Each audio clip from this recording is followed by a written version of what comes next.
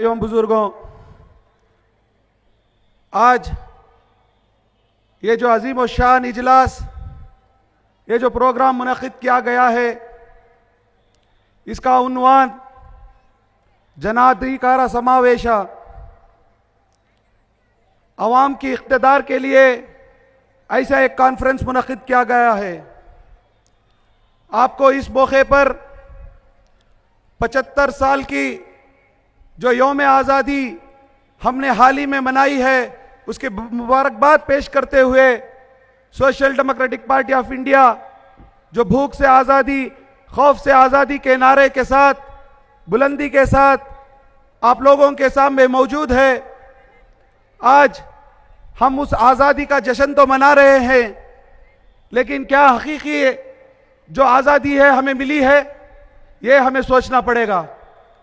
चाहे वो बोलने की आज़ादी हो, खाने की आज़ादी हो, पढ़ने की आज़ादी हो, ये हमें हासिल हुई है या नहीं, हमें उसे गौर करना पड़ेगा। क्योंकि हिंदुस्तान का दस्तूर हमें ये कहता है कि इंसान तो जो है आज़ाद रहना है, लेकिन हकीकी तौर पर यह आज़ादी हमें मिली है या नहीं, वो हमें समझना पड़ेगा। क्योंकि मुल्क की आज़ादी के वास्ते जिस तरीके से जो कुर्बानियाँ दिए थे, फिर 75 साल के बाद वापस दोबारा यह मुल्क क्या गुलामी में जा रहा है, यह हमें सोचना पड़ेगा। तो इसके तहत हम जो हुकूमतें यहाँ पर मुल्क में हो या रियासत में हो, क्या तरीके की उनकी हुकूमत है, उसे हमें जानना है। इसका मकसद ये है कि आप लोगों को बताना है कि जो हुकूमत में बैठे हुए लोग हैं, वो किस तरीके से हुकूमत को निभा रहे हैं।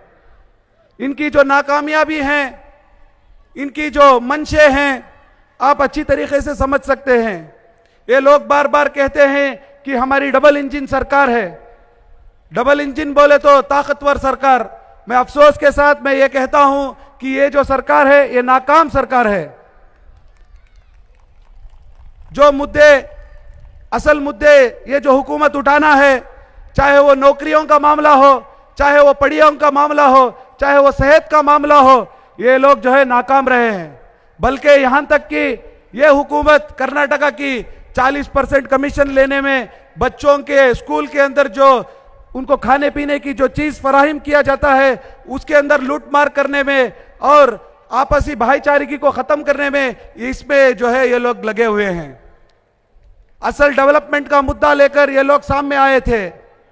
उनके जो मैनिफेस्टो है, उनके जो इलेक्शंस के मैनिफेस्टोस के अंदर ये कहते हैं कि हम 2 करोड़ जो है नौकरियां देंगे, लेकिन अफसोस की बात, ये जीएसटी को, टैक्स को लोगों के ऊपर डालते हुए हुकूमत कर रहे हैं। इसकी जो नाकामयाबी है, इसको बताने के लिए कोई अब मौजूद नहीं है। ये जिम्मेदारी किसकी थी? उस वक्त हम अच्छी तरीके से जानते हैं किस तरीके से हुकूमत करना है। उस दौर को आप याद कीजिए, हजरत शहीद टिप्पू सुल्तान रहमतुल्लाह अलैह ने उस वक्त पर जब हुकूमत किए थे, वेलफेयर स्टेट को कायम किया था। चाहे वो लैंड रिफॉर्म्स एक्ट हो, चाहे वो औरतों को इज्जत देने के मामले हो, या चाहे वो बराबरी का मात हो, हजरत शहीद टिप्पू सुल्तान रहमतुल्लाह अलैह ने उस वक्त पर वेलफेयर स्टेट कायम किया था। यहां तक कि सिर्फ हुकूमत कर कर वेलफेयर स्टेट नहीं, यहां तक कि अपनी जान जो है शहादत देकर गवाई थी। वैसे हुक्मरान जो है हमें एग्जाम्पल के तौर पर देख सकते हैं। ये जो नाकाम हुकूमत है, इनके काले करतूतों को बताने के लिए कोई अपोजिशन होना चाहिए था, लेकिन अफसोस की बात, कोई एक अपोजिशन यहां पर मौजूद नहीं। नाम के वास्ते असेंबली के अंदर कांग्रेस जैसी एक अपोजिशन मौजूद है, लेकिन ये लोग जब मामलात आते हैं खामोश रहते हैं। चाहे वो ईडी का मसला हो, चाहे वो एनआईए का मसला हो, चाहे वो 40% का कमीशन का मसला हो, चाहे वो बच्चों की तालीम का मसला हो, और बहुत सारे जब हुकूमत के बारे में, इनकी नाकामयाबी के बारे में बताना हो, चाहे वो हिजाब का हो, हलाल का हो, अजान का हो, या औरत बच्चों के ऊपर जो रेप हो रहे हैं, दलितों के ऊपर जो अट्रॉसिटीज हो रहे हैं, इनके ऊपर जब आवाज उठाने का जब मौका आता है, ऐसी जो अपोजिशन कांग्रेस की पार्टी नाकाम हुई है। बल्कि ये लोग ऐसा फिक्र कर लेकर है, जब राहुल गांधी के ऊपर ईडी की नोटिस आती है तो मुल्क भर में गली गली में एहतजाज करते हैं। जब एक आदमी के ऊपर ऐसी तकलीफ होती है तो मुल्क भर में एहतजाज करते हैं, लेकिन जब अवाम को जब तकलीफ होती है ये लोग खामोश रहते हैं। और इनके जो हुक्मरान हैं, इनके जो एमएलएस हैं, इनके जो प्रेसिडेंट्स हैं, ये लोग कहते हैं कि अगर ये मामले में अगर बात करेंगे तो आपको रेजिग्नेशन देना पड़ेगा, आपको जो है एक वार्निंग दी जाती है। तो ऐसी हुक्मरान कांग्रेस जैसी एक अपोजिशन जो नाकाम हुई है, यहां तक कि जो बीबीएमपी के अंदर जो रिजर्वेशन लिस्ट आपको हाल ही में आई थी, इसके अंदर थोड़ी बहुत भी जो है लोगों की और कॉन्स्टिट्यूशन बेसिस पर और सही एक गाइडलाइंस के ऊपर हुई नहीं थी।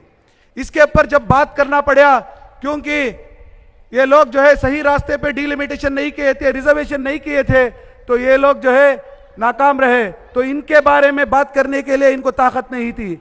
लेकिन जब बीबीएमपी का डिलिमिटेशन का मौका आया, ये लोग असेंबली के अंदर, विधानसभा के अंदर ये जो फैसले आए हैं केशव कृपा के पास से आए हैं बोलकर ये हंगामा करते हैं। ये इसलिए करते हैं क्योंकि आने वाले दिन में इनके पास जो है कम से कम जो है ये जो सीट जीतना है उसमें कमोपेश होने वाली है। इसके लिए ये डर से जो है एहतजाज कर रहे हैं। जब इनका मकसद में ये फेलियर होते हैं, ये एहतजाज करते हैं। तो इस वक्त पर हमें चाहिए हुकूमत की जो नाकामी अभी है उसको अपोजिशन के तौर पर हम जो है खुद मुख्तार होकर हमें किसके ऊपर यकीन करना है उसके बारे में सोचने के लिए ये कॉन्फ्रेंस मुनक्किद किया गया है। तो आज मैं ये डयस के साथ आप लोगों को ये कहना चाहता हूं कि हु इज द अल्टरनेटिव। तो social democratic party of India is the only alternative.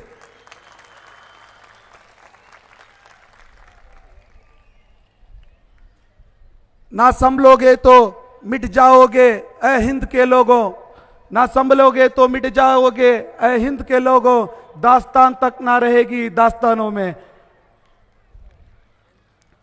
मैं शहर गुलिस्तान बेंगलुरु के जानिब से, तमाम शहरियों के जानिब से आए हुए तमाम खुसूसी मेहमानों को मैं दोबारा वेलकम करते हुए मैं अपनी जगह लेता हूं। जय हिंद, जय एसडीपीआई।